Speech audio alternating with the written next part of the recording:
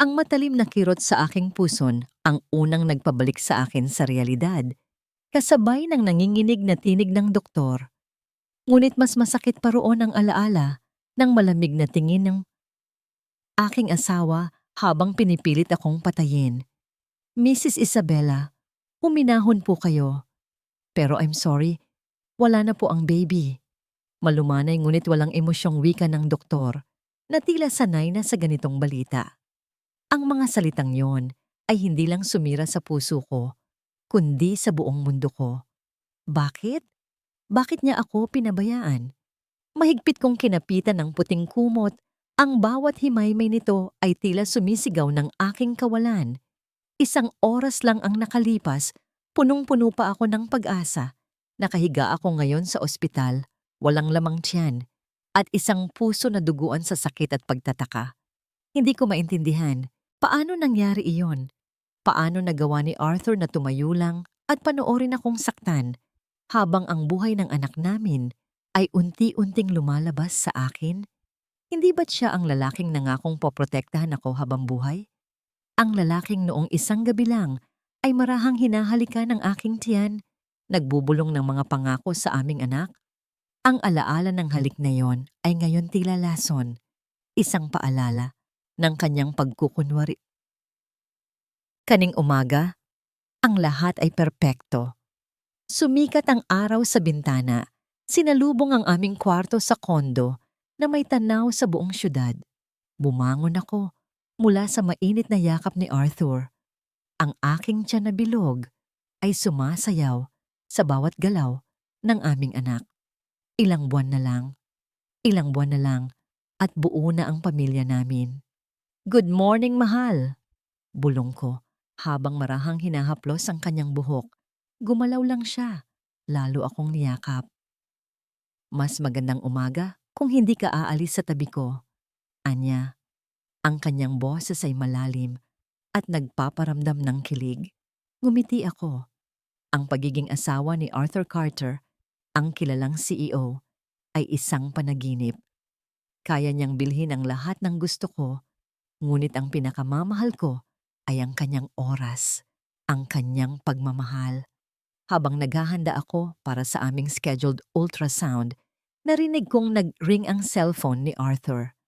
Kakaiba, karaniwan ay hindi niya sinasagot ang calls habang nasa tabi ko.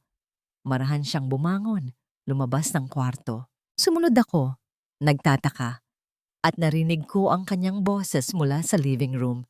Hindi lang basta may kausap, may halong tensyon.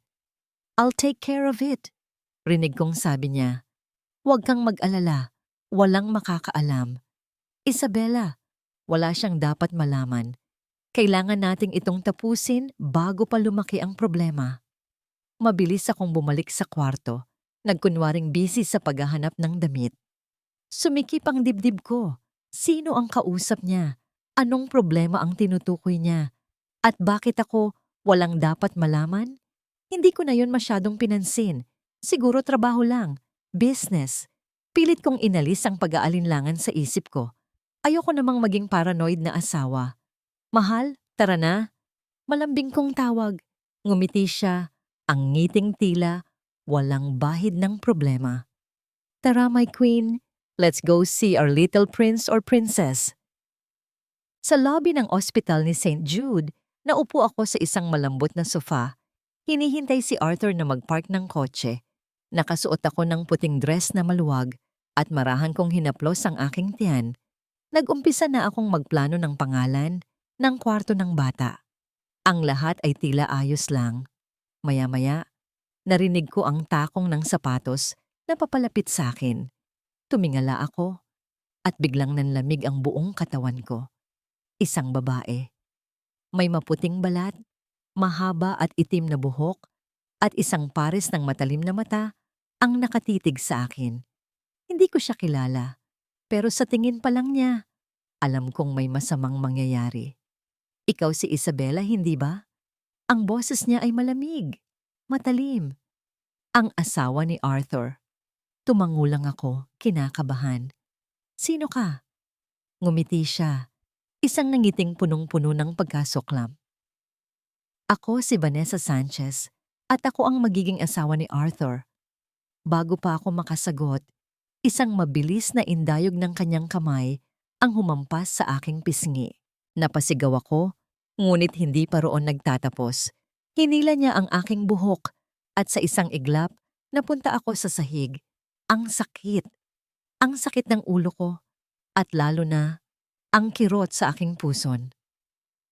Hayop ka! Bakit ka umaaligid sa asawa ko? Sigaw niya. Ang kanyang mga mata ay parang apoy. Hindi ka karapat-dapat kay Arthur. Ang basura lang na gaya mo, kasama ang lintik mong bata, ay dapat mawala. Sinipa niya ang aking tiyan. 1, 2, 3. Ang bawat sipa ay tila kutsilyong tumatarak sa akin. Napasigaw ako sa sakit, sa takot. Nagsimulang dumugo ang aking palda. Tulong! Tulong! Sigaw ko, ngunit walang tao sa paligid. Ang lobby ay tila disyerto. Nang akala ko ay katapusan ko na, biglang may narinig akong yapak. Umaasa ako. Si Arthur! Nandyan na siya. Tumingala ako at doon ko siya nakita. Nakatayo siya sa gilid, may kaunting distansya. Nakatitig sa amin, sa akin, sa dugong umaagos mula sa aking pagkababae. Ang mga mata niya ay walang emosyon, walang awa, walang pagmamahal.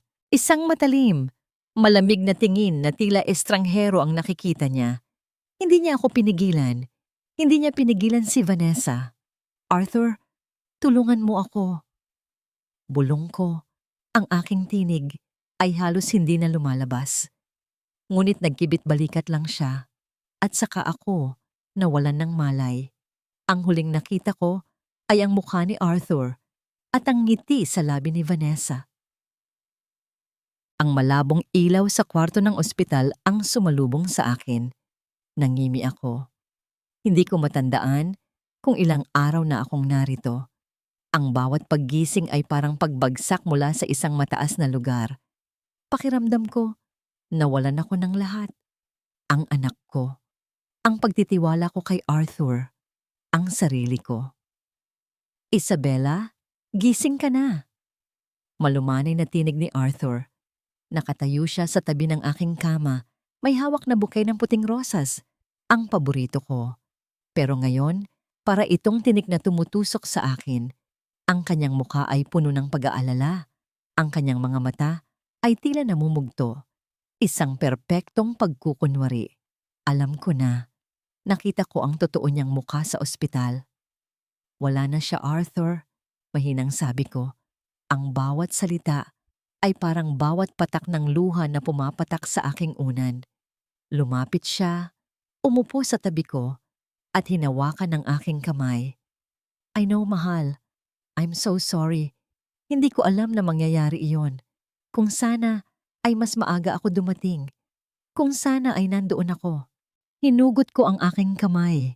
Ang kanyang paghawak ay tila dumi. Nandoon ka, Arthur. Nakita kita. Nakita mo akong sinasaktan niya. Nakita mo akong nagdurugo. At hindi ka man lang gumalaw. Nanlaki ang kanyang mga mata. Isabella, ano ang pinagsasasabi mo? Hindi totoo yan. Naguguluhan ka lang dahil sa nangyari. Nadala ka lang sa matinding trauma. Trauma? Napaupo ako sa kabila ng kirot sa aking puson. Ang trauma ko ay ikaw, Arthur. Ang pagtataksil mo, ang pagpapabaya mo. Tumayo siya at nakita ko ang bahagyang pagbabago sa kanyang ekspresyon. Hindi na siya ang mapagkukunwaring Arthur. May bahid na ng pagbabanta sa kanyang mga mata. Huwag mong pagbibintangan ang hindi mo naiintindihan, Isabella. Nag-away lang kami ni Vanessa, pero hindi ko sinasadya ang nangyari. Hindi ko alam na aatakihin ka niya. At bakit ka nandoon? Bakit hindi mo siya pinigilan? Nanginginig ang buong katawan ko sa galit. Natigilan ako. Nabulag ako sa galit sa kanya. Hindi ko inaasahan na gagawin niya iyon. Sigaw niya na para bang ako ang may kasalanan. Pero Isabella, huwag ka nang gumawa ng eskandalo. Huwag na nating palakihin ang issue. Pakiusap. Mag-focus tayo sa pagpapagaling mo. Ang kumpanya ko, ang reputasyon ko. Ang reputasyon ko? Yun lang ba ang mahalaga sa kanya? Hindi ang anak namin? Hindi ang sakit ko? Isang butil ng luha ang pumatak sa aking kamay. Tumingin ako sa kanyang mata. Arthur, idedemanda ko si Vanessa at lahat ng may kinalaman sa nangyari. Naningkit ang kanyang mga mata. Ano? Hindi mo pwedeng gawin yan, Isabella. Masisira ang pangalan natin. Bilang asawa ko, dapat sumunod ka sa akin. Hindi na ako ang asawa mo, Arthur. Bulong ko. Ang tinig ay matatag. Isa kang traidor at hindi ko hahayaang makatakas ang mga gumawa nito sa akin, kahit ikaw pa. Iniwan niya ako. Ang tunog ng kanyang takong ay tila bawat basag sa aking puso. Ngunit sa pag-alis niya, may isang bagay na unti-unting lumitaw sa aking isip. Ang mga huling salita niya sa telepono kaninang umaga. Kailangan nating itong tapusin bago pa lumaki ang problema. Ang problema? Ako ba ang problema? O ang anak namin? Makalipas ang ilang araw, nakauwi ako sa kondo. Ang bahay na dati ay puno ng tawanan at pag-asa ay ngayon ay tila isang mausoleum. Bawat sulok ay paalala ng aming anak ng mga panaginip na nawasak. Pero hindi ako hahayaang malunod sa kalungkutan. Kailangan kong lumaban para sa sarili ko, para sa anak ko. Umapela ako sa ospital para sa CCTV footage pero ang sagot ay technical difficulties. Nagpunta ako sa pulis pero ang kaso ay tila hinahawakan ng husto. Ang kanilang konklusyon, personal na away. Isang gabi, habang nag-iisip ako sa dilim, nag-vibrate ang lumang cellphone ko. Isang unknown number. Binuksan ko ang message. Isabella, hindi aksidente ang nangyari. May nagtatago ng katotohanan. Ang sagot ay nasa loob ng iyong sariling bahay, sa pinakamadilim na sulok ng kanyang lihim. Biglang bumilis ang tibok ng puso ko. Hindi ako baliw. May nakakaintindi sa akin. May nakakaalam ng katotohanan. Ang bahay na ito, ang aming bahay, ay may itinatagong lihim. Kinabukasan, habang nasa trabaho si Arthur, nag-umpisa akong maghalughog. Bawat libro sa library, bawat drawer sa kanyang opisina, bawat sulok ng aming silid-tulugan. Naghahanap ako ng anumang kakaiba. Anumang bagay na maaaring magbigay ng clue. Naalala ko ang narinig kong tawag sa telepono. Sa pinakamadilim na sulok ng kanyang lihim. Ano ang lihim ni Arthur? Ang kanyang mga negosyo. Ang kanyang mga kagamitan. Dinala ako ng aking mga paa sa kanyang home office. Mayroon siyang isang luma. Kahoy na desk na puno ng mga librong luma. Hindi siya mahilig magbasa ng fiksyon. Karamihan ay business books. Habang hinahanap ko, nahawakan ko ang isang libro na hindi ko pa nakikita kailanman. The Art of War. Nakatago ito sa likod ng iba pang libro. Pagbukas ko nito, walang kahit anong sulat o markings. Ngunit nang inalog ko ito, may nahulog na maliit, itim na bagay. Isang USB drive. Nakaramdam ako ng takot at pag-asa ng sabay. Maaari kaya ito na ang lihim? Agad kong isinaksak ang USB sa laptop. Nagpakita ang screen ng folder, ngunit pagbukas ko, kinailangan ng password. Password protected. Habang nakatitig ako sa screen, biglang may isang mabilis na flash ng ilaw mula sa labas ng bintana. Tila flash ng kamera. Agad akong napalingon. Sino yon? May nakakita ba sa akin? May sumusunod ba sa akin? Kumalabog ang puso ko. Hindi lang basta lihim ang hinahanap ko. Panganib din. Ang kaba sa dibdib ko ay tila bumalik ng doble pagkatapos ng flash ng ilaw mula sa labas. Isinara ko agad ang kurtina. Ang aking mga kamay ay nanginginig. May nagmamanman. May nakakaalam na naghahanap ako. Hindi ito basta-bastang pag-atake. Ito ay isang malalim na laro. At si Arthur ang nagpapatakbo. Ang USB drive ay nakasaksak pa rin sa laptop. Nagpapakita ng password protected. Kailangan kong ma-access ito. Ngunit paano? Kinabukasan, hindi ko na hinintay si Arthur. Agad akong lumabas ng bahay. at nagtungo sa isang lumang cafe na paborito naming tambayan ng aking kaibigan mula sa college days. Si Sarah, isang magaling na abogada, na ngayon ay nagtatrabaho sa isang kilalang law firm.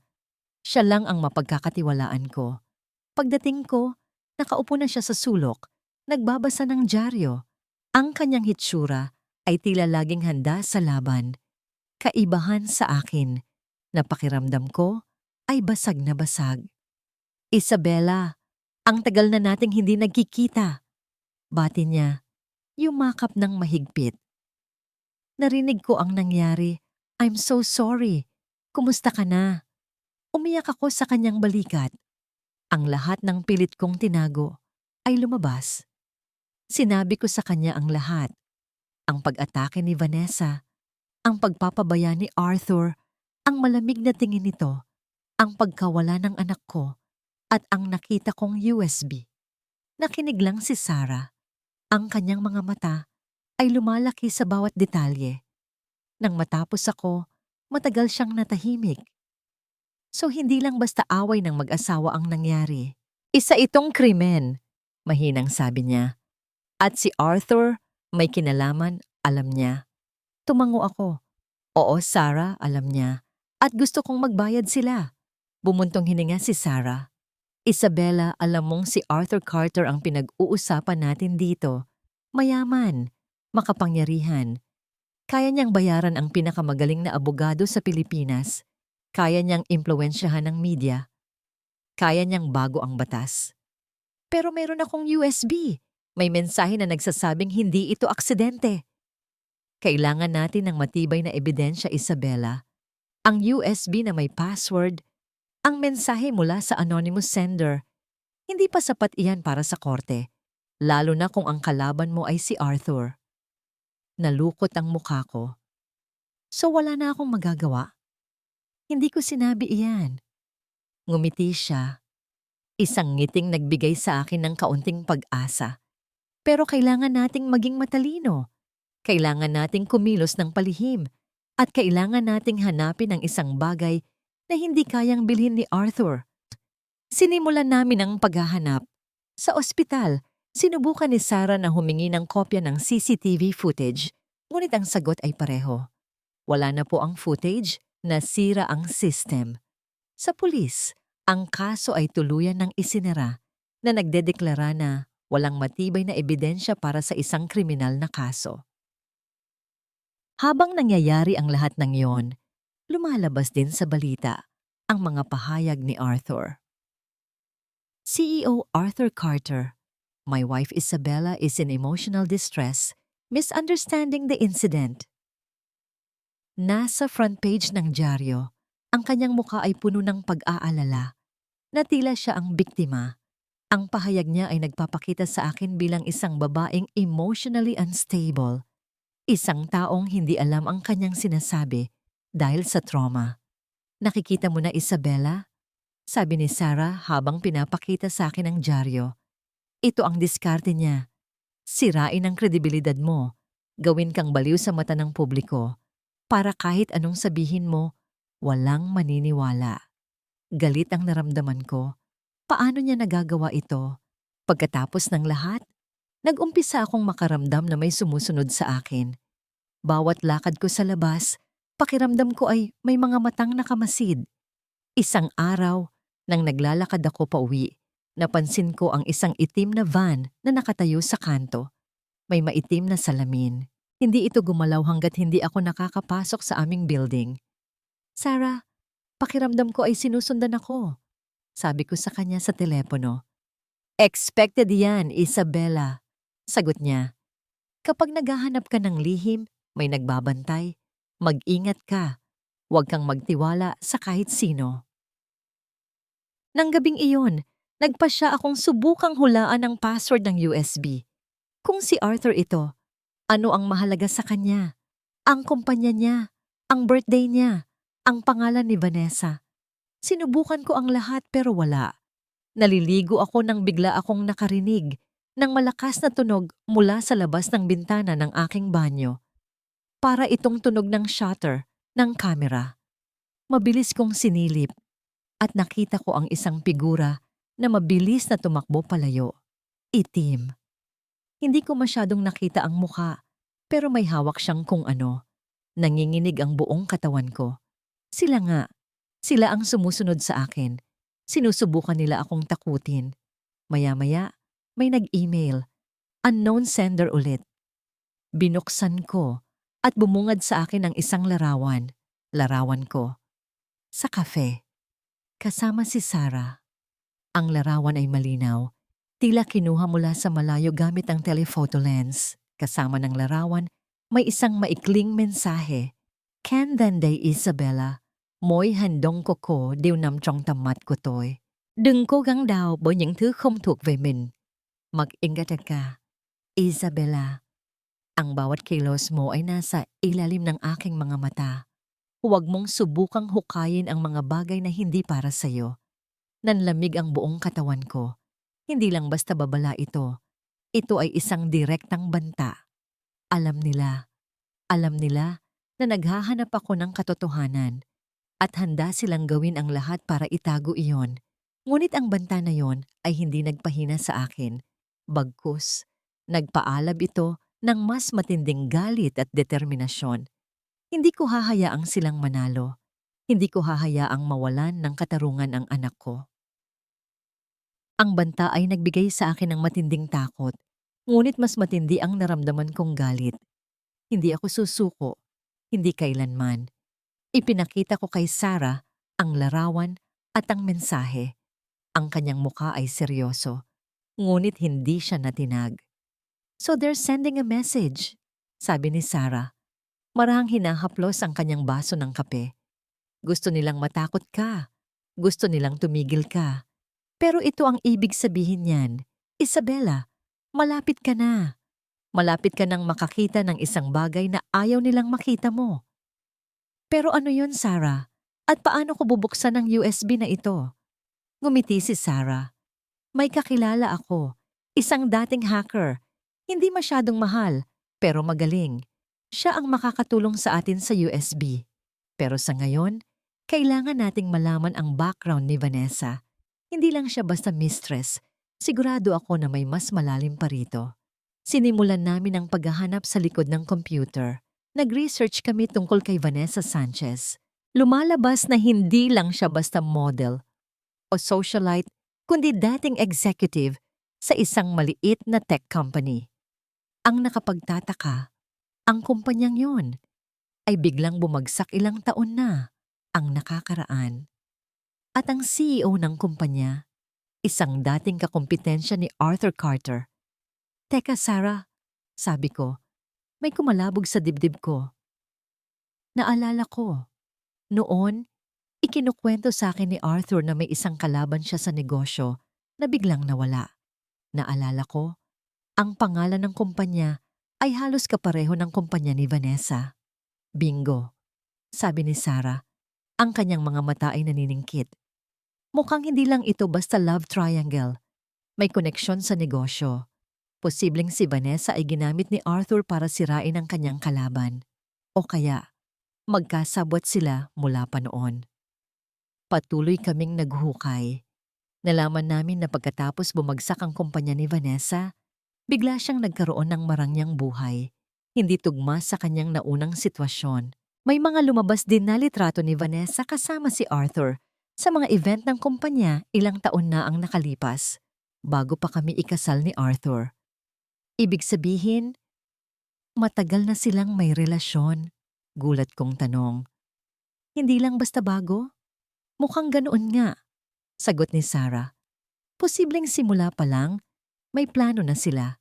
Ikaw lang ang ginawa nilang panakip-butas, ang magiging trophy wife ni Arthur para mas maging malakas ang kanyang imahe sa publiko.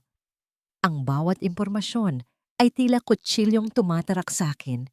Hindi lang ako naloko, ginamit ako, binili ang pagmamahal ko. Nang gabing iyon, matapos ang aming paghahanap, nakipagkita kami sa hacker na kakilala ni Sarah.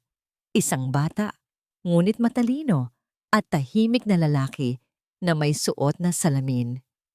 Ang password ay maaaring may kinalaman Sa kanilang dalawa. Petsa? Pangalan? Ano kaya? Sabi ng hacker habang may nilalagay sa computer. Sinubukan ko na ang lahat.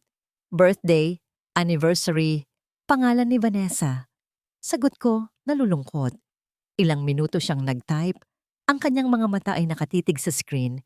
Biglang nagbago ang screen. Hindi na password protected. Bingo, sabi niya at ngumiti. Hindi tungkol sa kanila ang password, tungkol sa'yo. Tungkol sa akin? Nagulat ako. Oo, ang password ay Isabella Benfin. Kumalabog ang puso ko. Ang petsa ng aming kasal. Gumamit si Arthur ng pangalan ko at petsa ng kasal namin bilang password. Anong kalokohan ito? Isang uri ng pang-aalipusta? O para ba ito sa pagtatago ng isang bagay na ayaw niyang malaman ko?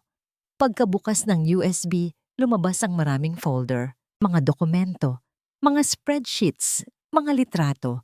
Binuksan ko ang isa sa mga folder. Isang dokumento. Ito ay isang kontrata. Kontrata ng paglilipat ng malaking porsyento ng shares ng kumpanya ni Arthur sa pangalan ng isang shell company, isang kumpanyang hindi ko pa naririnig kailanman. At ang petsa ng kontrata, ilang buwan bago ang aming kasal. Ano ito? Tanong ko. Naglilipat si Arthur ng kanyang ari-arian? Mukhang ganoon nga, sagot ni Sarah. Sinusuri ang dokumento. At ang kumpanyang ito, ang Phoenix Holdings, wala sa listahan ng mga subsidiary ni Arthur. Isa itong kumpanya na ginamit para magtago ng assets. Nagpatuloy kami sa paghahanap. Sa isang folder, nakita namin ang isang audio file. Ang pangalan, Meeting 202S, Rotrium 12. Ang petsa, isang linggo bago ako inatake sa ospital. Subukan nating pakinggan ito, sabi ni Sarah. Kinabahan ako. Ito ba ang tinig sa dilim? Ang tinig na magbubunyag ng mas madilim na lihim? Binuksan ng hacker ang audio file. Nagsimula ang tunog. Ingay. Static. Mahirap marinig. Ano ba yan? Wala akong maintindihan. Sabi ko. Nalulungkot. Teka, mayroong filter dito. Sabi ng hacker. Nag-type ulit. Nagsimulang luminaw ang tunog. Hindi pa rin perpekto. Ngunit mas malinaw na. Narinig namin ang dalawang boses na nagtatalo. Boses ni Arthur at boses ni Vanessa. Sigurado ka bang ito ang tamang paraan, Arthur? Boses ni Vanessa. Wala tayong ibang choice, Vanessa. Kailangan nating tapusin ito. Kailangan nating tanggalin ang sagabal. Bago pa lumaki ang problema? Sagot ni Arthur. Ang kanyang boses ay malamig at determinado. Pero, ang bata? Boses ni Vanessa, may bahid ng pag-aalinlangan. Kailangan din siyang mawala. Wika ni Arthur. Isang bala, 2 ibon. Walang magiging problema sa mana. At wala nang magiging hadlang sa atin. Ito ang paraan para mapasa atin ang lahat. Ang kumpanya, ang pera, ang kalayaan. Nanginginig ang buong katawan ko. Si Arthur, Vanessa, ang bata, ang sagabal, ang plano. Hindi ito basta-basta pag-atake dahil sa selos. Ito ay isang nakaplanong pagpatay. Isang planong pagpatay sa akin. At sa aming anak, hindi ko na narinig ang iba pa. Ang aking mundo ay naging itim. Ang boses ni Arthur, malamig at walang kaluluwa, ay patuloy na umalingaw-ngaw sa aking isip. Kailangan din siyang mawala.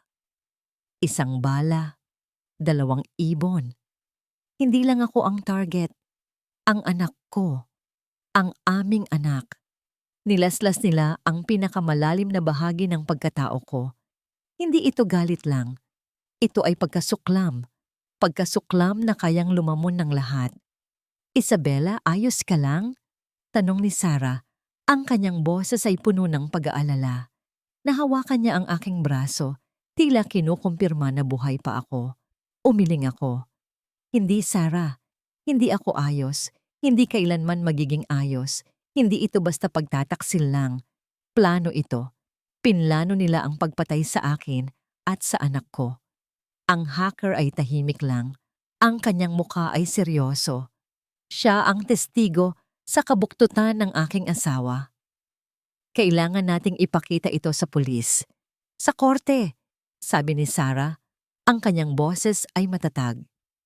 Ito ang ebidensya na kailangan natin. Hindi ito maaaring ipagwalang bahala. Ngunit habang kami ay nagpaplano, mabilis din ang pag-atake ng kalaban. Kinabukasan, paggising ko, bumungad sa akin ang headline ng dyaryo. CEO Carter's wife Isabella, accused of embezzling charity funds. Millions missing. Nanlumo ako. Ano na naman ito? Wala akong ideya sa sinasabi nila. Nagsimulang umalingaw-ngaw ang aking cellphone. Mga reporter, mga kaibigan, mga kakilala, lahat ay nagtatanong, nagbibintang. Mrs. Carter, totoo ba ang bintang na naglipat kayo ng pondo mula sa Carter Foundation sa personal niyong account? May connection ba ito sa pagkabigo ng inyong kasal?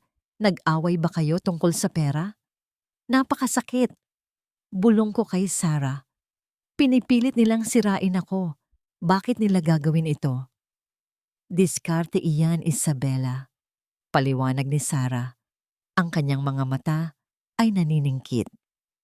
Kapag may malakas kang ebidensya, susubukan nilang sirain ang iyong reputasyon para hindi ka paniwalaan ng sinuman. Ginagawa nilang krimen ang kaso mo habang ang tunay na krimen nila ay tinatakpan. Maya-maya, may dumating na text message sa akin mula kay Arthur. Isabella, nakita mo na ba ang balita? Ang gulo mo. Ang dami mong sinasabi. Ngayon ikaw ang binalikan.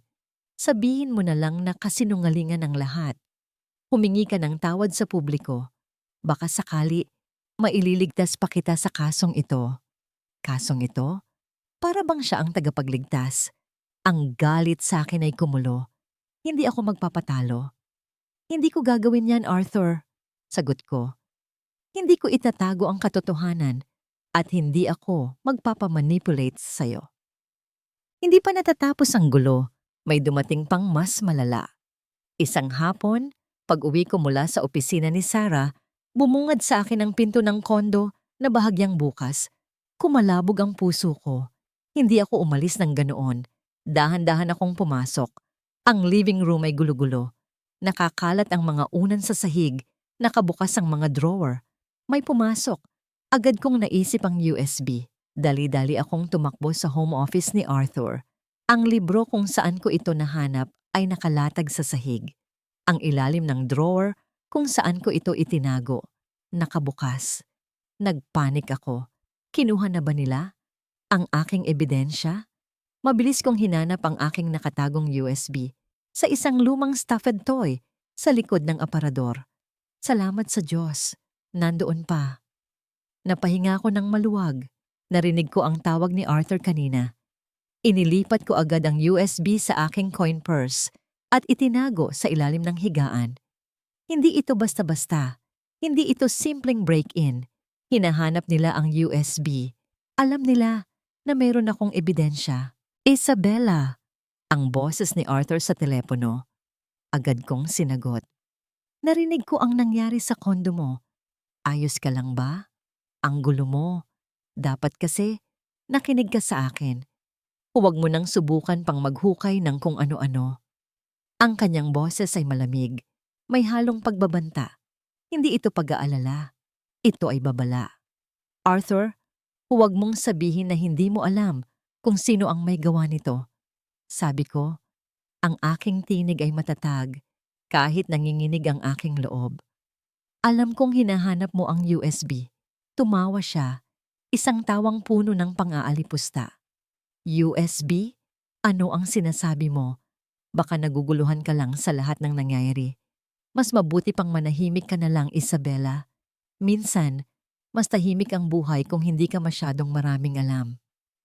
Threat ba yan, Arthur? Babala. Sagot niya. Babala mula sa isang taong nagmamalasakit sa kapakanan mo. Huwag mong ipagpilitan ang hindi na dapat pang balikan.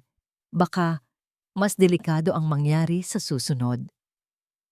Kinaumagahan, habang naglalakad ako papunta sa opisina ni Sarah, may nagring sa aking telepono. Unknown number ulit. Isabela, boses ng isang estranghero, lalaki, malalim. Nakikita ko ang lahat ng kilos mo, bawat detalye, at hindi ka namin hahayaang manalo. Kung hindi ka titigil, hindi lang ang reputasyon mo ang masisira, ang buhay mo rin. Natigilan ako. Hindi ito si Arthur. Ito ay ibang tao, isa sa mga tauhan niya. Sino ka? Tanong ko.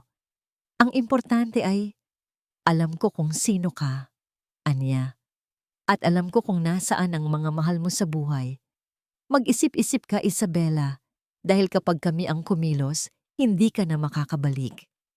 Ibinaba niya ang tawag. Nanlamig ang buong katawan ko.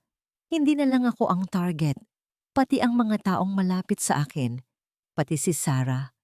Pagdating ko sa opisina ni Sarah, nakita kong naghihintay na siya. Sinalubong niya ako ng isang seryosong tingin. Nakuha mo na ba ang mensahe? Tanong niya, at inilabas niya mula sa kanyang bag ang isang maliit na sobre. Binuksan ko ang pinto ng opisina kanina at nakita ko ito. Ibinigay niya sa akin ang sobre. Sa loob, may isang larawan. Isang larawan ni Sarah. Habang naglalakad papunta sa trabaho, kasama ang kanyang maliit na anak. Ang mukha ng kanyang anak ay malinaw. At sa likod ng larawan, may nakasulat sa dugo, tila gawa sa kulay pula na pen. Ang larawan ng anak ni Sarah, kasama ang nakakapanindig balahibong mensahe, ay nagpatigil sa mundo ko. Hindi na ito laro. Ito ay isang digmaan. Hindi lang ako ang target, kundi pati na rin ang mga taong handang tumulong sa akin. Ang aking galit, na dati ay kumukulo lang, ay ngayon ay naging apoy na nagbabaga. Huwag kang mag-alala, Isabela, sabi ni Sarah, kahit nanginginig ang kanyang kamay. Hindi ako susuko. Kung saktan nila ang anak ko, hindi ako titigil hanggat hindi sila nakukulong. Ang kanyang mga mata ay nagpapakita ng parehong galit na nararamdaman ko. Kailangan nating maging matalino, Sarah. Sabi ko, ang bawat salita ay may bigat. Kailangan nating ipasa sa kanila ang kanilang sariling lason. Kailangan nating ipakita sa kanila kung sino talaga si Arthur Carter.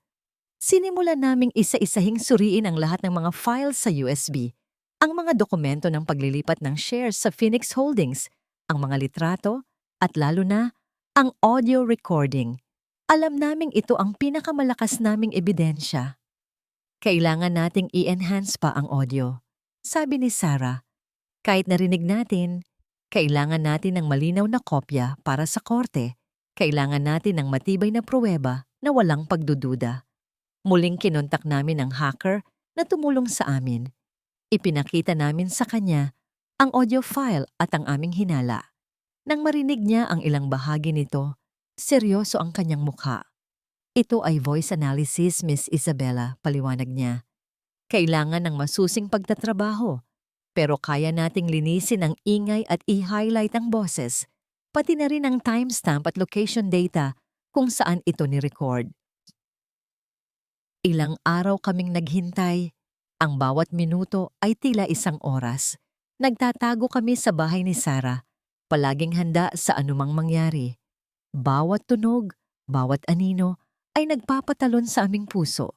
Patuloy pa rin ang mga balita tungkol sa akin, sa aking pagnanakaw ng pondo. Ngunit wala na akong pakialam.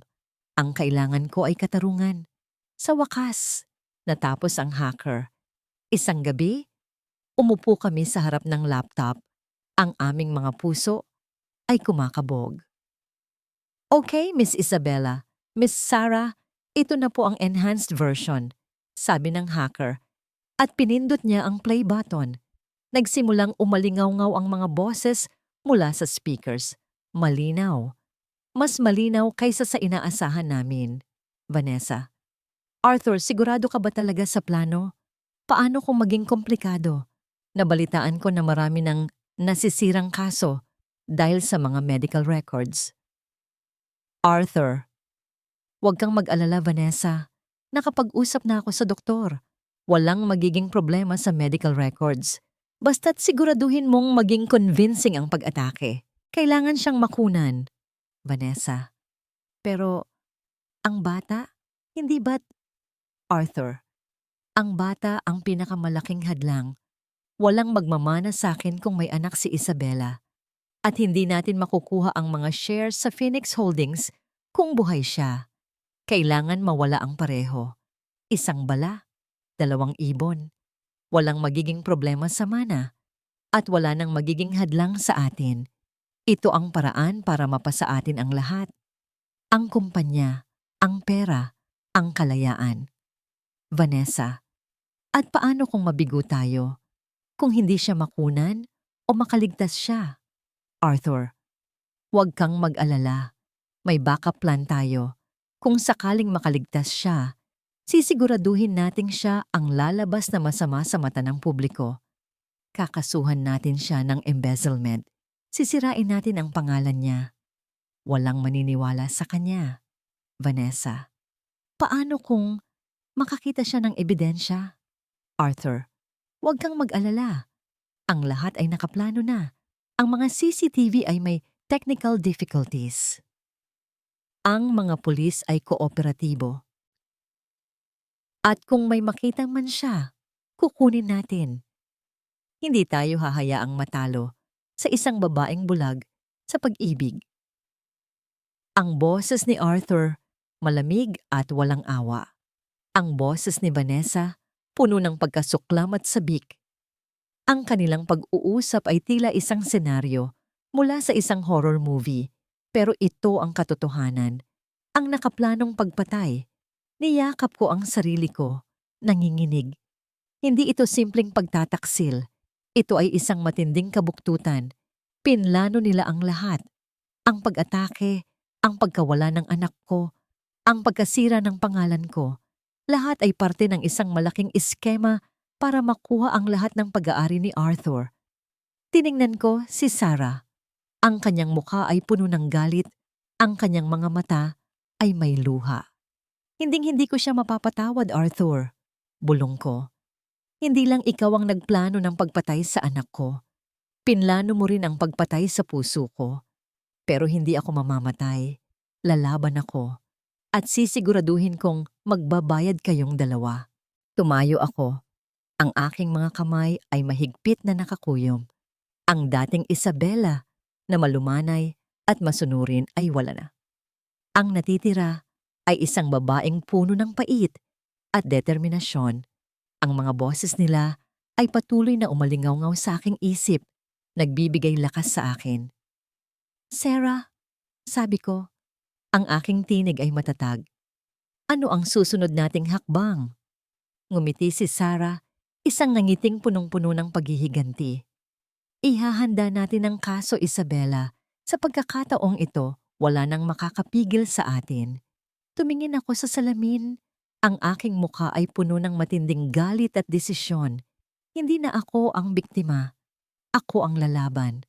Ang bawat salita mula sa audio recording ay tila umaalpas sa aking kaluluwa. Nagbigay ito sa akin ng bagong lakas, ngunit nagdala rin ng mas matinding takot. Alam kong hindi na ako maaring maging maluwag. Ang mga kalaban ko ay handang gawin ang lahat. Kailangan nating maging maingat, Isabela, babala ni Sarah, habang inihahanda namin ang lahat ng ebidensya, ang audio file, ang mga dokumento ng Phoenix Holdings, at ang iba pang mga ebidensya na nakolekta namin tungkol sa relasyon ni Arthur at Vanessa. Ngayong alam na natin ang buong plano nila, siguradong mas magiging agresibo sila. Inilipat ni Sarah ang lahat ng kopya ng ebidensya sa isang secure cloud storage at nagtago pa ng mga backup sa iba't ibang lugar. Naghahanap din kami ng isang pribadong investigator upang masigurong hindi na kami susundan. Ngunit ang banta ay nanatili. Isang araw, tumawag si Arthur. Ang kanyang boses ay tila kalmado, ngunit may bahid ng pagbabanta. Isabela, nakikita ko na marami kang inaasikaso. Sabi niya, nabalitaan ko ang tungkol sa mga malisyosong balita tungkol sa'yo. Gusto kitang tulungan. Tulungan? Pagkatapos ng lahat ng ginawa mo, Arthur? Sabi ko, Ang aking tinig ay matatag. Ano ang gusto mo? Simple lang. Kalimutan mo na ang lahat. Mag-move on. Mag-umpisa ka ng bagong buhay. Anya, babayaran kita 50 milyong piso para sa iyong katahimikan at para hindi na lumabas ang anumang masamang detalye tungkol sa ating kasal. Natawa ako, isang tawa na puno ng pait. 50 milyon? Akala mo, kayang bilhin ng pera mo ang buhay ng anak ko, ang katarungan? Nagkakamali ka, Arthur. Isabella, huwag kang magpakatanga.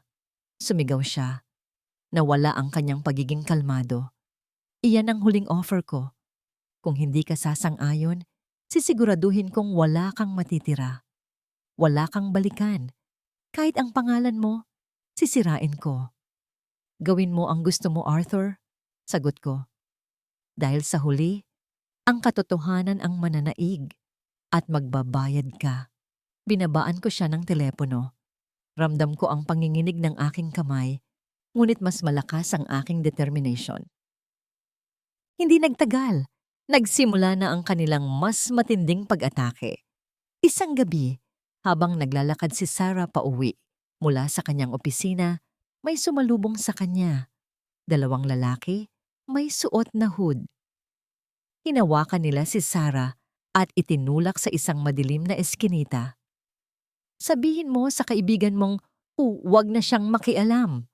Ang bulong ng isa sa kanila habang sinasaksak ang kanyang braso ng isang kutsilyo.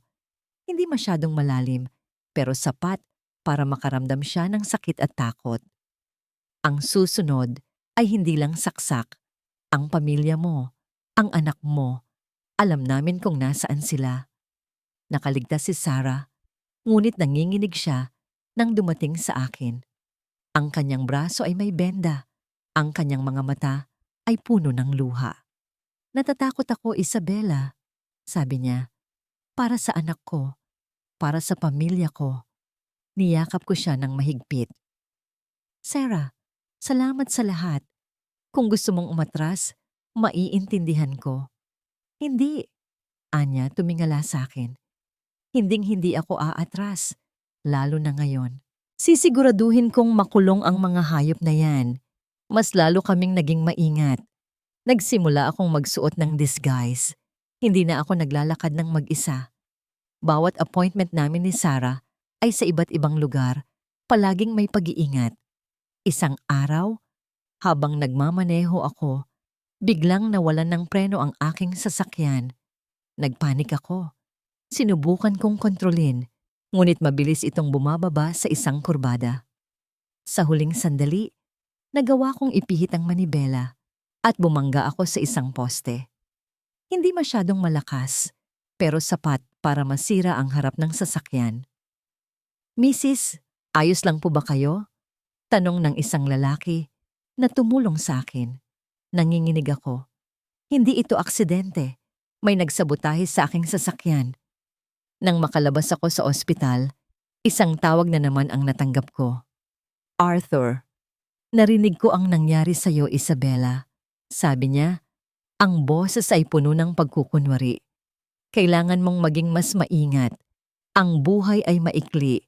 Huwag mong sayangin sa paghihiganti. Mas mabuti kung matuto ka na lang na sumuko. Hindi ako susuko, Arthur. Matigas kong sabi. Hindi ako natatakot sa'yo.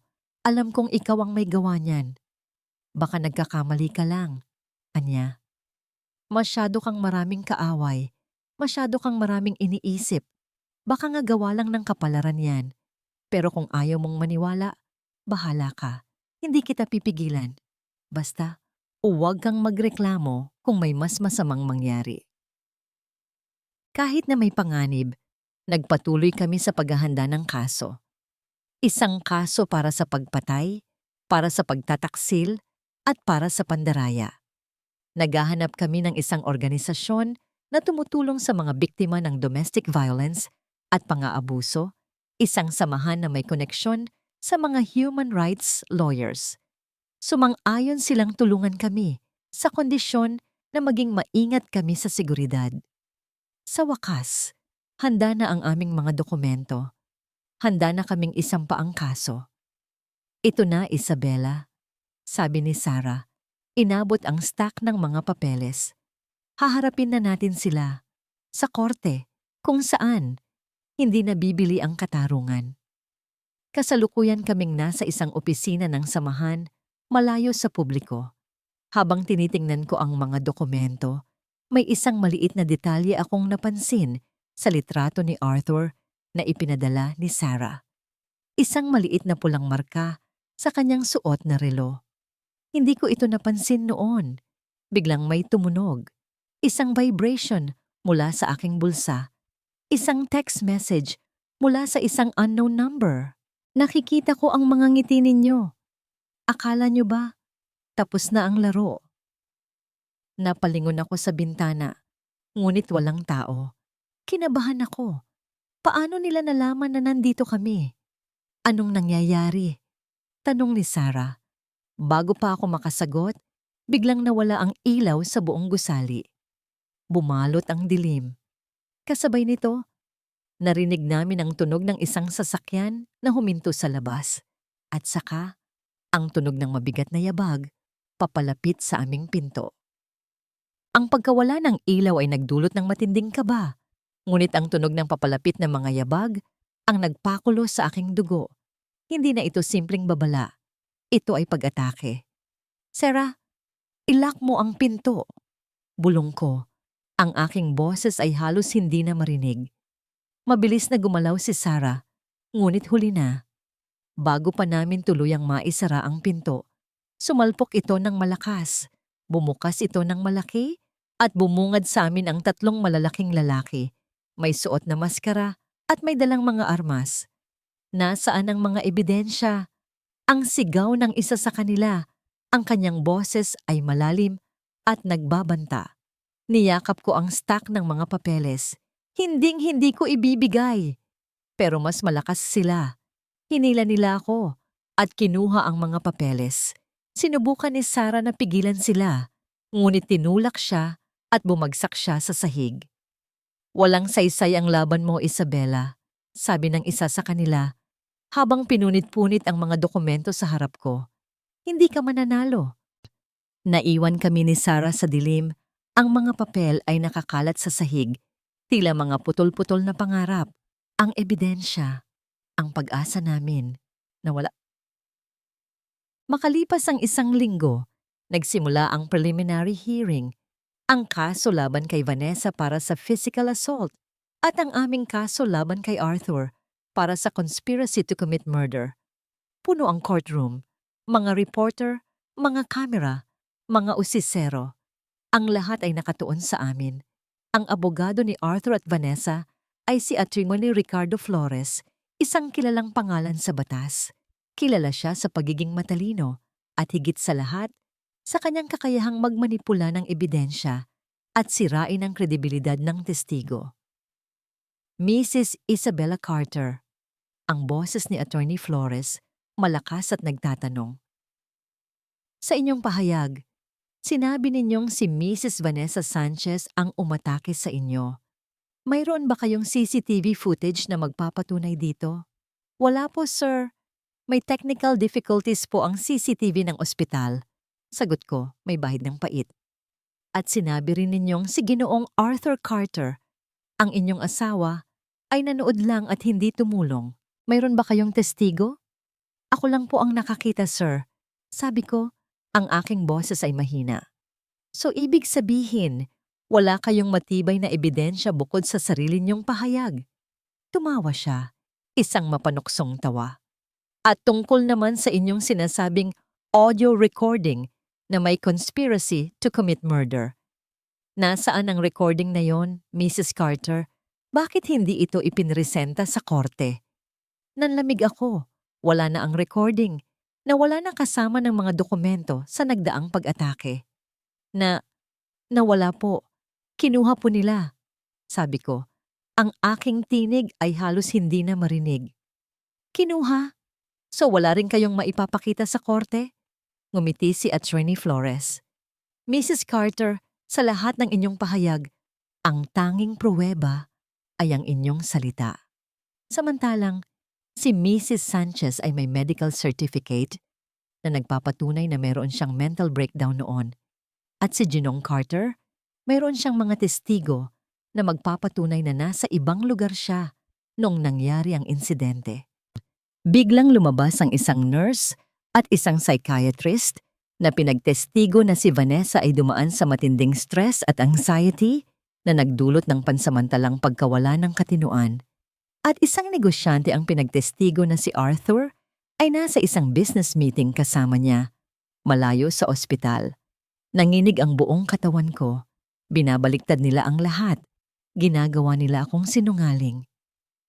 At tungkol naman sa bintang ng embezzlement sa inyo, Mrs. Carter, patuloy ni Attorney Flores, ang kanyang boses ay puno ng pang-aasar. Mayroon kaming mga dokumento dito na nagpapatunay na naglipat kayo ng milyon-milyong piso mula sa Carter Foundation patungo sa inyong personal account. Ano ang masasabi ninyo dito? Hindi totoo yan. Sigaw ko. Ang aking boses ay puno ng galit. Plinano nila yan. Gusto lang nila akong sirain. Pero walang nakinig. Ang mga kamera ay kumikislap. Ang mga mata ng tao ay puno ng pagdududa. Ang hukom ay tumingin sa akin. Ang kanyang mukha ay seryoso. Mrs. Carter, sa kasalukuyan, ang inyong mga pahayag ay kulang sa matibay na ebidensya, habang ang mga ebidensya laban sa inyo ay malakas. Napaupo ako. Ang aking mundo ay gumuho. Ang lahat ay nawala. Ang ebidensya, ang kredibilidad ko, ang pag-asa ko. Nang matapos ang hearing, lumabas ako sa courtroom, sinalubong ng mga flash ng kamera at mga mikropono. Mrs. Carter, ano po ang masasabi ninyo sa mga bintang laban sa inyo? Isabella, totoo po ba na siniraan niyo lang si Arthur Carter para makakuha ng pera? Panoorin niyo ang susunod na kabanata. Bulong ko, ang aking mga mata ay puno ng luha. Panoorin niyo kung paano sirain ang isang tao. Nang gabing iyon, mag-isa ako sa kondo. Ang bahay na ito, na dati ay simbolo ng aming pagmamahalan, ay ngayon ay isang piitan. Walang ilaw, walang buhay. Ang larawan ng aming kasal sa mesa ay nagpapakita ng isang masayang Isabella at isang ngumingiting Arthur. Isang ngiting puno ng pagkukunwari. Napayuko ako. Ang aking mga luha ay bumabagsak sa aking mga kamay. Nawala na ang lahat. Bulong ko. Ang bawat salita ay may pait. Ang anak ko, ang pag-asa ko, ang lahat. Biglang nag-ring ang aking lumang cellphone. Hindi ko ito pinansin. Hayaan na lang. Ano pa ba ang matitira? Ang tanging naiwan ay ang pakiramdam ng kawalan. Ang pag-ring ng telepono ay tumigil kasabay ng pagbagsak ko sa sahig. Pakiramdam ko, wala na akong lakas. Ang lahat ay nawasak. Ang hustisya ay tila isang malabong pangarap sa mundong pinaghaharian ng pera at impluwensya. Nakatitig ako sa kawalan. Ang mga alaala ng anak ko ay tila bumabalik at humahabol sa akin. Mahal kong anak.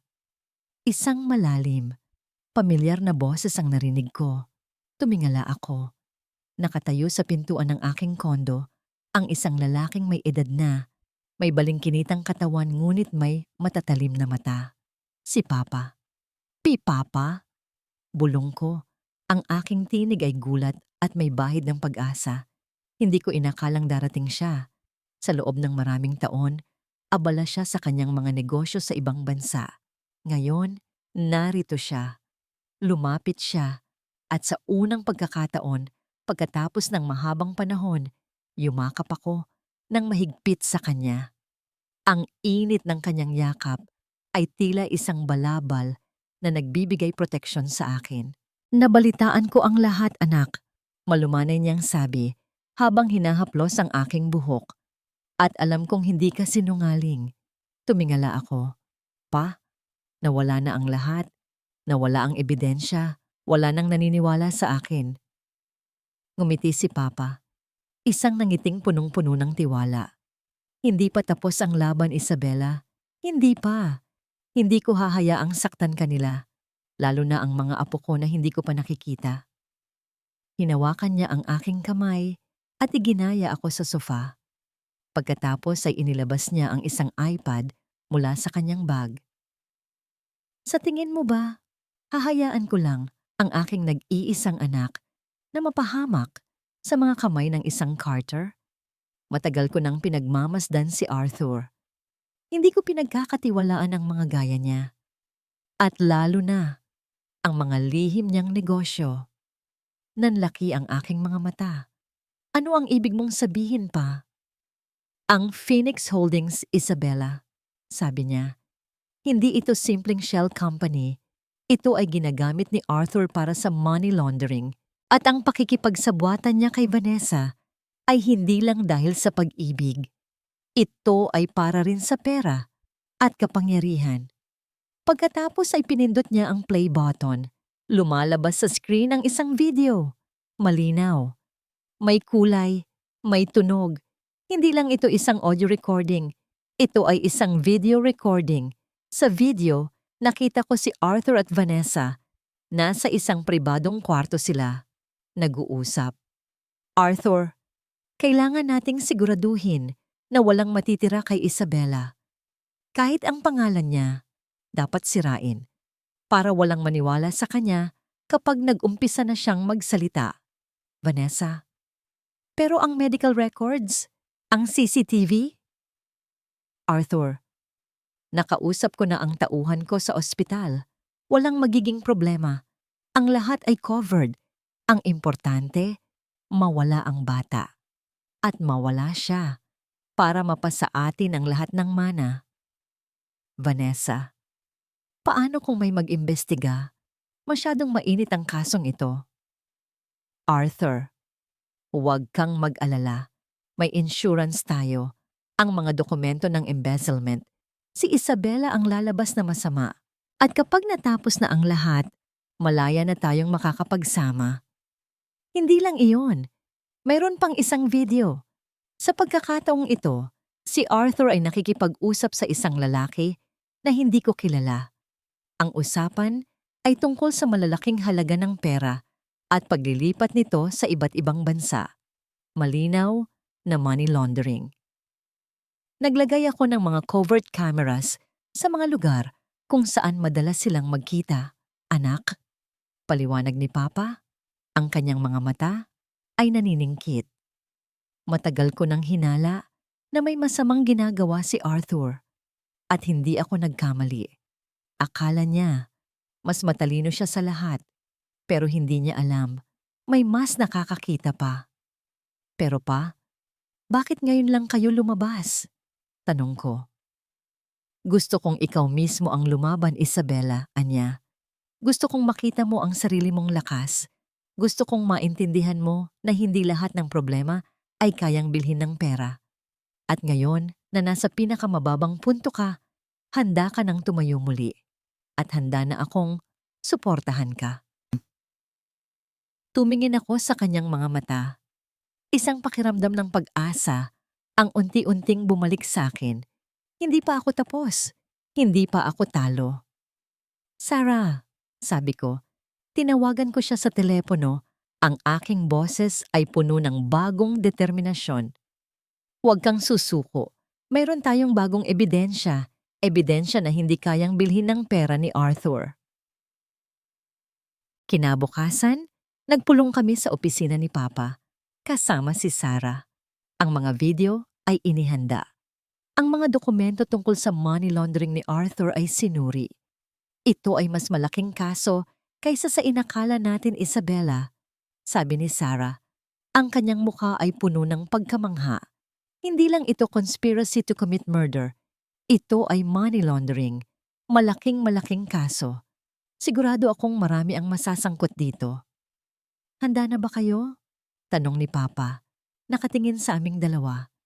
Dahil sa sandaling lumabas ito, magiging gulo ang lahat. Tumango ako. Handa na ako pa. Hindi lang para sa anak ko, kundi para sa lahat ng biktima ng mga gaya ni Arthur. Hindi ko hahayaang manalo sila. Inabot ni Sarah ang kanyang kamay at kinamayan ako. Kaya natin ito, Isabela. Kailangan nating manalo. Tumingin ako sa labas ng bintana.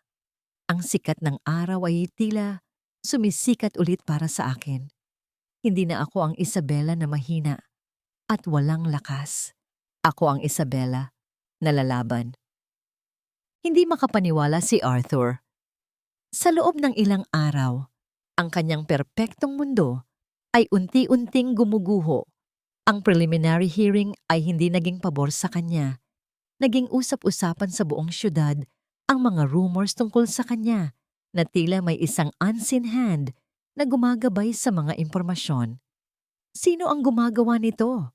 Sigaw niya kay Vanessa na ngayon ay halos hindi na lumalabas sa kanilang mansyon. Hindi ko alam, Arthur. Ginawa na natin ang lahat para sirain siya, para mawala ang mga ebidensya. Sagot ni Vanessa, umiiyak. Napahawak si Arthur sa kanyang ulo. Kailangan niyang kontrolin ang sitwasyon, ang kanyang reputasyon, ang kanyang imperyo. Ngunit huli na ang lahat. Ang courtroom ay mas puno kaysa dati. Hindi lang mga reporter, kundi pati na rin ang mga kilalang personalidad at negosyante. Ang lahat ay nakatuon sa paghaharap na ito. Si Isabela, matapang, malakas. Nakatayo sa harap ng lahat, hindi na ang dating mahina at malumanay na Isabela. Ang kanyang mga mata ay puno ng apoy ng katarungan. Sa kanyang tabi ay si Sarah, ang kanyang abogada, at sa likod nila ay si Mr. Reyes, ang kanyang ama. Ang presensya ni Mr. Reyes ay nagbigay ng bigat sa buong courtroom. Ang hukom ay tumawag ng order. Ang lahat ay natahimik. Para sa huling argumento, sabi ng hukom, Mrs. Isabella Carter, mayroon ba kayong maipipresenta na bagong ebidensya? Ngumiti si Sarah, isang matalim na ngiti. Opo, mahal na hukom. Mayroon kaming ebidensya na hindi lamang magpapatunay sa inosensya ng aking kliyente, kundi magbubunyag din sa tunay na mukha ng mga akusado. Binuksan niya ang isang screen sa harap ng lahat at doon nagsimulang umikot ang video. Ang video mula sa covert camera ni Mr. Reyes. Ang pag-uusap ni Arthur at Vanessa, malinaw. Ang plano nila para patayin si Isabela at ang kanyang anak. Ang paggamit ng embezzlement case para sirain ang kredibilidad ni Isabela. Bawat salita, bawat tingin, bawat tawa, lahat ay naroon. Namutla si Arthur, nanlaki ang kanyang mga mata. Si Vanessa ay napasigaw at sinubukan niyang takpan ang kanyang mukha. Ang buong courtroom ay nabalot ng bulungan. Ang mga flash ng camera ay kumikislap ng sunod-sunod. Hindi yan totoo, sigaw ni Arthur. Peke yan. Ginawa lang nila yan. Ngunit hindi pa tapos si Sarah. Nagpakita pa siya ng isang video. Ang video ni Arthur na nakikipag-usap sa isang lalaki tungkol sa money laundering. Ang mga dokumento ng Phoenix Holdings na may mga pirma ni Arthur at ng kanyang mga kasabwat. Mahal na hukom, sabi ni Sarah. Ang kanyang boses ay malakas at matatag. Ang mga ebidensya na ito ay nagpapatunay na si Ginoong Arthur Carter at Mrs. Vanessa Sanchez ay hindi lamang nagplano ng pagpatay kay Isabella Carter at sa kanyang anak, kundi sangkot din sa isang malaking money laundering scheme. Ang buong courtroom ay puno ng gulat. Pati si Attorney Flores ay namutla. Hindi niya inakala na mayroong ganitong ebidensya. Tumayo si Isabela. Tumingin siya kay Arthur. Ang kanyang mga mata ay puno ng pait. Arthur, sabi niya, ang kanyang tinig ay malakas at matatag. Akala mo, kayang bilhin ng pera mo ang lahat. Ang buhay, ang katarungan, ang katotohanan, pero nagkakamali ka. Mababa ka, Arthur, patuloy niya. Mababa ka dahil sa iyong pagiging gahaman, sa iyong pagiging walang puso. Hindi mo lang sinira ang buhay ko, kundi sinira mo rin ang sarili mo. Hindi totoo yan, sigaw ni Arthur. Sinubukan niyang tumayo. Nagmamanipula lang kayo. Sinisiraan niyo lang ako. Ngunit hindi siya pinakinggan. Ang lahat ng mata ay nakatuon sa screen, sa mga ebidensya na nagbubunyag sa tunay na mukha ng prinsipe ng negosyo. Ang hukom ay tumingin kay Arthur at Vanessa. Ang kanyang mukha ay seryoso. Sa ilalim ng mga ebidensya na inihain, ang korte ay naniniwala na may matibay na dahilan para ipagpatuloy ang kasong ito. Ginoong Arthur Carter at Mrs. Vanessa Sanchez, kayo ay akusado sa conspiracy to commit murder, money laundering, at attempted character assassination. Ang lahat ay nagulat. Si Arthur ay napaupo, ang kanyang mukha ay puting-puti. Si Vanessa ay umiyak at hinawakan siya ng mga bailiff. Tumingin si Isabella kay Arthur. Ang kanyang mga mata ay puno ng paghihiganti. Hindi ito pagtatapos. Ito ay simula ng kanyang pagbagsak. Ang desisyon ng hukom ay tila musika sa aking pandinig. Hindi na ito isang laban na ako lang ang lumalaban. Ang katarungan ay nasa panig ko. Ang katotohanan ay lumabas. At si Arthur at Vanessa, ang mga halimaw na sumira sa buhay ko, ay sa wakas ay haharapin ang kanilang kapalaran. Pagkatapos ng hearing, sinalubong ako ng mga flash ng camera, ngunit sa pagkakataong ito, hindi na ako ang biktima. Ako ang bida. Ang mga headline ay nagbago. CEO Arthur Carter, from business icon to criminal mastermind. Vanessa Sanchez, the ruthless mistress exposed in murder plot. Ang mga sumira sa akin ay unti-unting nasisira. Ang kanilang mundo, na itinayo sa kasinungalingan at kasakiman, ay gumuho. Ang kaso ay nagpatuloy sa loob ng ilang linggo. Ang bawat hearing ay puno ng drama. Ang mga ebidensya ni Papa, na binuo sa loob ng mahabang panahon, ay hindi matatawaran. Ang mga video, ang mga audio recording, ang mga dokumento ng money laundering, lahat ay nagpapatunay sa kanilang pagiging salarin. Sinubukan ni Arthur at Attorney Flores na sirain ang kredibilidad ng mga video, sinasabing peke ang mga ito. Ngunit ang mga eksperto ni Papa ay nagbigay ng testimonya na nagpapatunay na ang mga ebidensya ay tunay. Si Vanessa, na dati ay matapang at walang takot, ay unti-unting nawalan ng lakas. Ang kanyang mukha ay puno ng takot. Ang kanyang mga mata, na dati ay puno ng pagkasuklam, ay ngayon ay puno ng pag-asa na sana ay matapos na ang lahat. Isang araw, sa gitna ng isang hearing, sumigaw siya. Arthur, sabihin mo sa kanila. Sabihin mo na ikaw ang nagplano ng lahat. Hindi ko gusto ang lahat ng ito. Ginawa ko lang dahil sa'yo. Nagsimula siyang umiyak. Nagmamakaawa. Ngunit huli na ang lahat. Ang kanyang pagtatangkang ipasa ang lahat ng kasalanan kay Arthur ay hindi nagtagumpay. Si Arthur, sa kabilang banda, ay nanatiling matigas. Hindi niya inamin ang kanyang mga kasalanan. Patuloy siyang nagkukunwari na inosente, na biktima lang siya ng isang malaking conspiracy. Ngunit ang publiko ay hindi na naniniwala. Ang kanyang reputasyon ay nawasak. Ang kanyang kumpanya ay unti-unting bumabagsak. Ang mga negosyo niya ay nawawala ng tiwala. Ang huling hearing, ang courtroom ay mas puno kaysa dati. Ang mga desisyon ay gagawin. Ginoong Arthur Carter at Mrs. Vanessa Sanchez, ang sabi ng hukom, ang kanyang boses ay malakas at malinaw. Sa ilalim ng lahat ng ebidensya na iniharap sa korte at sa testimonya ng mga testigo, ang korte ay natagpuan kayong guilty sa lahat ng bintang. Napasigaw si Vanessa. Si Arthur ay nanatiling tahimik. Ang kanyang mukha ay walang emosyon, ngunit ang kanyang mga mata ay puno ng galit at pagkasuklam. Ginoong Arthur Carter, ikaw ay sinentensiyahan ng habambuhay na pagkakakulong, patuloy ng hukom. Para sa conspiracy to commit murder, money laundering at iba pang krimen, ang lahat ng iyong ari-arian ay kukumpiskahin at gagamitin para sa restitution sa mga biktima. Mrs. Vanessa Sanchez, ikaw ay sinentensyahan ng 20 taong pagkakakulong, wika ng hukom, para sa attempted murder at iba pang krimen. Ang buong courtroom ay nabalot ng palakpakan. Ang mga tao ay nagbubunyi. Ang katarungan ay nanalo. Lumabas ako sa courtroom kasama si Papa at Sarah. Ang araw ay sumisikat. Ang hangin ay malinis. Pakiramdam ko, nawala ang lahat ng bigat na dala ko. Tiningnan ko ang mga headline ng diaryo. Justice served. Carter and Sanchez jailed for life. Isabella Carter, the woman who fought and won. Ngumiti ako. Isang tunay na ngiti. Ang nangiti ng isang babaeng nagtagumpay. Salamat pa, sabi ko. Niyakap siya ng mahigpit.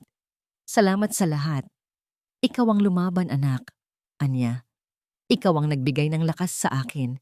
Ipinagmamalaki kita. Niyakap ko si Sarah. Salamat, Sarah. Hindi ko ito magagawa kung wala ka. Basta ikaw, Isabella. Sagot niya. Tayo ang magkasama sa laban na ito. Sa isang tabi, nakita ko si Arthur at Vanessa. Pinipusasan. Iginagaya ng mga pulis. Ang kanilang mga mukha ay puno ng kawalan. Ang kanilang mga mata ay walang kinang. Ang kanilang mga ngiti na dating puno ng pagkukunwari ay ngayon ay puno ng pait. Tumingin sa akin si Arthur. Ang kanyang mga mata ay nagpapakita ng galit. Ngunit wala na akong takot. Ang galit niya ay wala ng kapangyarihan sa akin. Hindi pa ito ang katapusan, Isabella. Sigaw niya. Magbabayad ka pa. Ngumiti ako sa kanya. Hindi ako natatakot sa iyo, Arthur. Ang katapusan mo na ito. Ang pagbagsak ng dalawang halimaw ay tila nagbigay ng kalayaan sa akin. Ang sakit ay nandoon pa rin. Ang alaala ng anak ko ay mananatili habang buhay. Ngunit kasama ng sakit, meron ng pag-asa. Meron ng lakas. Lumipas ang ilang buwan. Ang mundo ay nagpatuloy sa pag-ikot. Ngunit para sa akin, tila may bago ng simula. Ang mga sugat ay hindi pa tuluyang naghihilom. Ang alaala ng aking anak ay mananatili. Isang kirot sa puso na hindi mawawala. Ngunit kasabay ng sakit, mayroon ng kapayapaan. Si Arthur at Vanessa ay nasa likod ng rehas. Nagbabayad para sa kanilang mga kasalanan. Ang kanilang imperyo ay gumuho. Ang kanilang mga ari-arian ay kinuha. Ang kanilang pangalan ay naging kasing kahulugan ng kasakiman at kabuktutan. Ang hustisya ay natupad. Isang patunay na hindi kayang bilhin ng pera ang lahat. Ako, si Isabella, hindi na ako ang dating babaeng mahina at dependent. Ako ay isang babaeng tumayo. Isang babaeng lumaban. Isang babaeng nagtagumpay. Ang unang hakbang ko ay ang pagpapagaling ng aking sarili. Sumasailalim ako sa therapy at unti-unting tinatanggap ang lahat ng nangyari. Ang suporta ni Papa at Sarah ay naging sandigan ko. Kumusta ka na, Isabella? Tanong ni Papa habang nakaupo kami sa labas ng aming bagong bahay. Isang bahay na binili ko gamit ang sarili kong pera, malayo sa mga alaala ng kondo namin ni Arthur. Ayos lang po, Pa. Sagot ko. Ngumiti. Masaya, malaya. Ang isang bahagi ng ari-arian ni Arthur na kinumpis ka ay ginamit para magtayo ng isang foundation para sa mga biktima ng domestic violence. Ang Isabella Carter Foundation. Isang lugar kung saan ang mga babaeng gaya ko ay maaaring humingi ng tulong, ng suporta, ng katarungan. Ito ang aking paraan para bigyan ng saysay ang pagkawala ng aking anak. Isang araw, bumisita ako sa presinto kung saan nakakulong si Arthur. Hindi ko alam kung bakit, ngunit pakiramdam ko ay kailangan ko itong gawin. Para sa closure.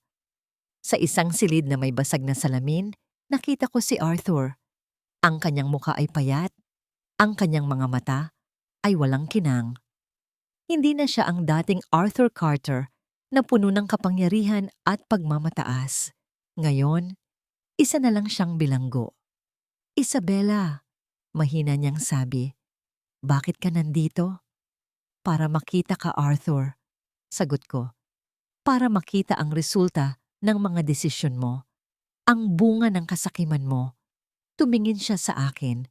May bahid ng pagsisisi sa kanyang mga mata. Pinagsisisihan ko ang lahat, Isabela. Ang lahat ng nagawa ko. Hindi ako naniwala. Masyado ng maraming sakit ang dinulot niya. Wala kang pagsisisi, Arthur. Sabi ko, ang aking tinig ay matatag. Ang pagsisisi mo ay dahil sa mga nawala sa'yo. Hindi dahil sa mga sinaktan mo.